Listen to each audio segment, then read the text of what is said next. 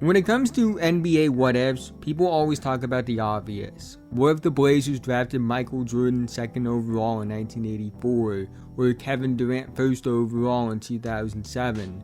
What if the Timberwolves drafted Stephen Curry instead of Jonny Flynn? What if the Pistons drafted literally anyone but Darko in 2003? But the what if I want to talk about today is one that's never talked about, because it's not one you think of. But I think Harry Giles is one of the biggest what-ifs in NBA history. You might be wondering why I believe a guy who averaged 5.8 points per game for his career in the NBA is one of the biggest what-ifs in the NBA's history.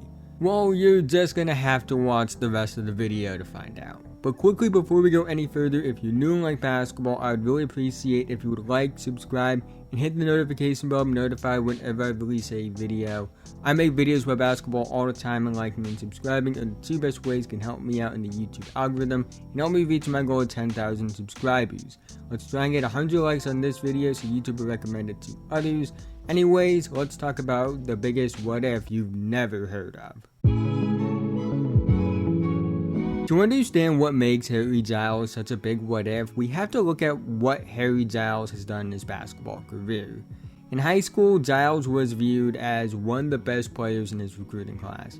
He was 6'11", 230 pounds as a power forward, but also had wing-like movement skills in terms of fluidity and explosiveness as an athlete. He had a good handle, he had perimeter creation upside, he was a great rebounder, he was a good passer, he was a good shot blocker, he had upside to be versatile on both ends of the floor. Jayson Tatum is on record saying that he believes the only player from his high school class that was better than him at the time was Harry Giles. I think the best way to describe Giles in high school is that he somewhat was Evan Mobley before Evan Mobley was a thing in terms of a power forward center with great upside on both ends of the floor. Not a one-to-one comparison. I think Mobley was a better, more high-field defender in high school, while Giles was a stronger, more explosive athlete, a bit more refined as a scorer, and honestly way more aggressive as a scorer. Giles would choose to play his college basketball at Duke University, joining future NBA superstar Jayson Tatum, as well as consensus top 13 recruit Frank Jackson and consensus top 16 recruit Marquise Bolden. So you probably are seeing all this and wondering why he averaged less than 4 points per game in college, went 20th overall in the draft, and averaged just 5.6 points per game in 3 NBA seasons. And the answer to why that was the outcome is injuries. Giles dealt with major injuries at a super young age. He tore the left ACL and MCL in his knee at just 15 years old and missed his entire sophomore season.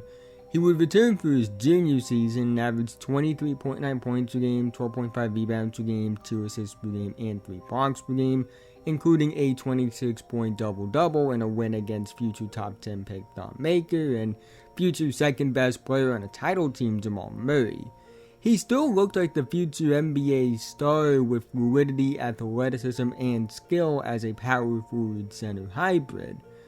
But then things took a turn for the worst entering his senior season.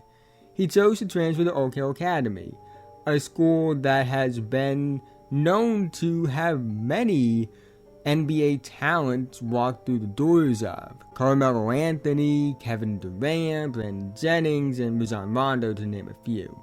Giles looked to be the next in line as the newest NBA star that played at the academy in high school. However, he tore his right ACL during his first scrimmage with Oak Hill, missing his entire senior season of high school. He also had cleanup surgery on his left knee prior to his freshman season of college. And it was clear following the injuries that Giles wasn't the same athlete he was in high school. But another side of injuries that really hurt his development is that they took away valuable development reps at a young age. Not having those game speed reps can hurt a player's development because game speed reps are valuable in the development of players. So not only did his athleticism take a hit, his development also took a hit due to the lack of game speed reps. Giles would show flashes of the player that we saw in his junior year of high school, but he was never the same after the injuries. It was like he was a shell of his former self. The guy many thought would be competing for National Player of the Year as a freshman in college only averaged 3.9 points per game, only started 6 games of the 26 he played, and played just 11.5 minutes per game. The guy many thought would be the first overall pick in the 2017 NBA draft at one point, now went outside the lottery at pick 20. The guy many thought would be a future star in the NBA, averaged 5.6 points per game in just 3 NBA seasons, averaging just 47.3 games per season. I believe we were robbed of a future top-level talent in the NBA before he even graduated from high school. But what if things went differently? What if he didn't suffer multiple career-altering injuries before even becoming a legal adult? What if he didn't tear the ACL and MCL in his left knee before he was legally old enough to drive a car? What if he didn't tear the ACL in his right knee before he was legally old enough to vote in the election? What if he was able to grow and develop with his immense skill, talent, and athleticism without career-altering injuries getting in the way? That's what I want to talk about. We will never truly know how things could have panned out, but I do believe based off his talent, the physical tools, athleticism, and the tape we have him dominating even after returning ACL and MCL at such a young age, I do believe had he continued to develop and improve the way I think he would have, and now not only do we have the tape of his junior year of high school where he was incredible and coming off the ACL MCL injury, but now that doesn't even happen, and you don't have this other ACL injury getting in the way, he would be viewed as the best prospect in the class. Tatum said it himself. He believes that Giles was better than him in high school. Giles was still a top 2 recruit in the country consensusly when he graduated, despite the fact that he had major injury concerns and despite the fact that he didn't play his senior year of high school. ESPN had him ranked first, but rivals and scouts had him ranked second, and the only reason he was ranked second was because of the injuries and the fact he didn't play as a senior.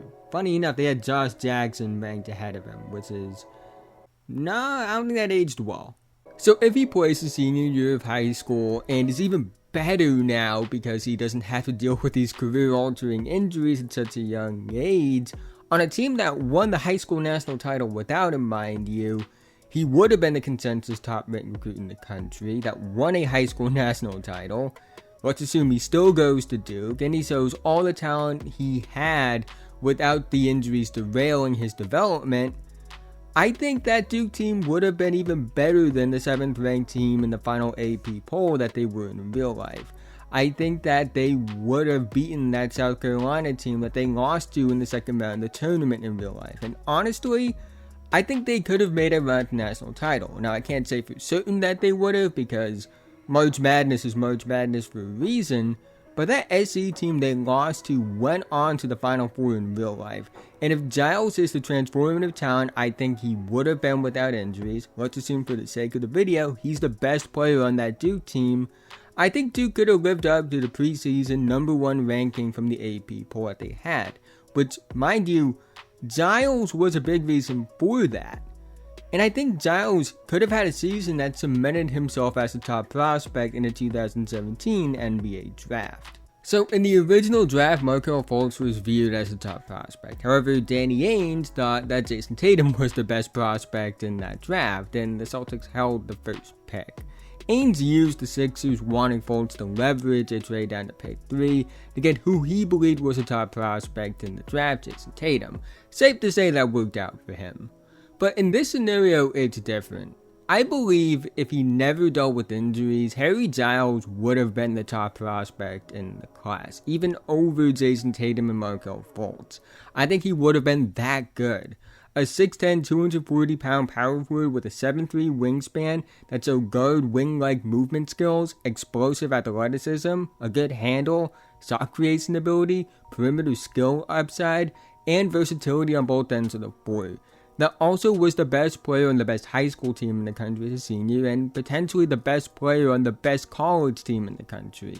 I do believe if Giles didn't deal with these injuries at such a young age and lived up to his immense talent as a result of it, Boston would have kept the first pick and just took Giles first overall. Now obviously some things would change, but some things would remain the same, like the Lakers still taking Lonzo Ball at pick 2.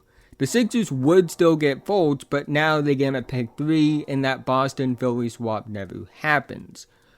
But the big question is, what happens to Jayson Tatum? He was originally the 3rd overall pick to the Celtics after the trade down, and Ainge would have just taken Tatum at pick 1 if he suspected the Lakers or Sixers wanted him. But now he's still on the board after the top 3 picks have passed because Giles would be better than Tatum as a prospect in this scenario. So where does he go? Well, he wouldn't go 4th overall to the Suns. It's well documented that the Suns coveted Kansas wing Josh Jackson, with upper parts of the organization preferring Jackson over Tatum. In fact, there's speculation the Suns had Jackson cancel his workout while the Celtics were en route to meet Jackson for that workout, so it would anger Ainge and make him not consider taking Josh Jackson at pick 3. Although I would say that Ainge was locked in on Tatum the whole time. Tatum was going to be the pick, but that information getting out and upper management for the Suns really not denying that they were colluding does make me believe that Jackson was their guy the whole time. To me, this means the Kings now get Jayson Tatum at pick 5. So they get a future superstar to build around with that 5th pick, and they did well with that pick in real life. They got De'Aaron Fox, who has been great for them, but Tatum's even better. The Magic would still probably take Jonathan Isaac at pick 6 because he does fit the mold of what they looked for in prospects at the time in terms of upside and physical tools, so I think that pick stays the same. I also think the Timberwolves would still take Lauri Markkanen at pick 7 and flip him to the Bulls in the Jimmy Butler trade. The Knicks would now take De'Aaron Fox at pick 8, seeing the star upside with him to be a franchise point guard. The Mavericks would take Frank Ntilikina at pick 9, a player they apparently wanted in real life. The Kings now would actually keep that 10th pick instead of trading down with the Portland Trail Blazers because they see a chance to pair Dennis Smith Jr. and Jayson Tatum. But not much changes outside of that, but it's clear that a lot of things have changed with what we just talked about. The Celtics would build around Harry Giles now. I still think they make the Kyrie trade, which is important. I'll talk about that in a minute. The Kings now get a franchise player in Jayson Tatum. The Knicks now get a franchise point guard in De'Aaron Fox. So this changes a lot already. Just of Giles being healthy and living up to his talent. A lot of great players are now in new situations. And this leads to other questions. Would the Kings be in a better spot in 2018 with likely a lower pick now that they have Tatum, who did have a better rookie season than De'Aaron Fox? Remember, they were originally slotted at pick 7 in the lottery odds, and they jumped up to pick 2. Maybe they end up with the 8th or 9th pick and draft Shai Gilgeous-Alexander, who I think they would have taken because they wouldn't have selected Kevin Knox because they passed up on the best prospect of the last 15 years in real life in 2018 because of quote-unquote fit concerns next to De'Aaron Fox.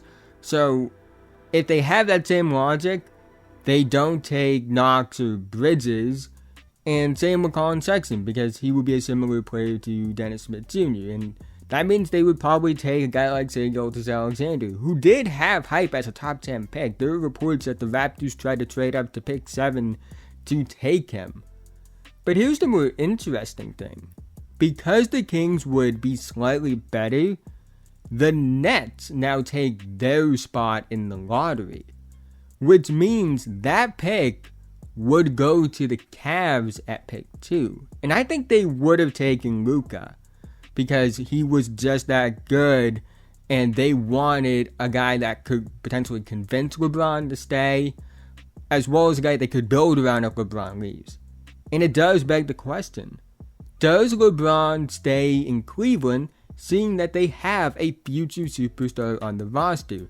A guy who at 18 years old won EuroLeague MVP when most people his age that play in the EuroLeague don't even see the court. Trae Young would now be a top 3 pick, but he still would be a Hawk because they wouldn't trade down because the Mavericks wanted Luka, and that's the whole reason that trade happened and Luka's off the board. The only other big change I can think of is that Bagley would be a Maverick now, which is pretty inconsequential in the grand scheme of things, especially compared to everything I just mentioned that could potentially happen. We could go on and on about the ripple effect of this, but I don't want to waste your time. You guys get how much this could have changed the NBA. Now, with all that being said, it isn't a guarantee that Giles will become a superstar the way I think he could have had he not dealt with multiple career-altering injuries at such a young age. It's no guarantee that he would have been the top prospect in the draft. It's no guarantee that Boston would view him as that guy. They might still view Tatum as the top guy. We will never know what Giles could have been without injuries, and that's really what makes his story so sad. He was robbed of the chance to be a high-level NBA player before he even graduated from high school. He was robbed of the chance to have the career that his talent suggested he could have had. He never got to show the world how special of a talent he could have been. And I made this video to show you guys just how special he could have been. Giles is a player that I think should be talked about the way we talk about those guys who could have been great without injuries, because he showcased everything you look for in a modern day forward when it comes to athleticism, movement skill, feel for the game, versatility, and I think he had a chance to be a special talent if the injuries didn't happen. The injuries didn't just take away his athleticism, they also took away valuable development reps from him at a young age. If Giles didn't deal with injuries and develop properly, it would have changed the NBA. Even if it didn't go exactly like I think it would have in this video. Because it means the NBA is getting a guy that I thought could be legit All-NBA to borderline, maybe even flat-out superstar caliber if it weren't for injuries. And it also would have affected where the bright young stars in the NBA would have ended up. Again, we will never know how good Harry Giles would have been without injuries, but what we were able to see from him at such a young age is a player with the talent and potential to be special. Giles is a reminder of how injuries are about more than just athletic changes. They also can stunt the development of a young player due to the lack of game speed reps during the recovery period. And I also think that without those roadblocks in his way, we truly could have seen something special, and it's really sad that we weren't able to. But that's the end of this video. If you made it to this point, thank you so much. Again, haven't already, like, subscribe, hit notification bell, notified whenever I release a video. I make videos about basketball all the time, and liking and subscribing are the two best ways you can help me out in the YouTube algorithm and help me reach my goal of 10,000 subscribers. Let's try and get 100 likes on this video so YouTube will recommend it to others. Let me know what you think about what Harry Giles could have been. What do you think his career could have looked like without injuries? How do you think it could have changed the NBA? As well as what are some of your favorite NBA what ifs? Love to hear all that in the comment section below. But with that being said, have a nice day, and I'll see you guys in the next one.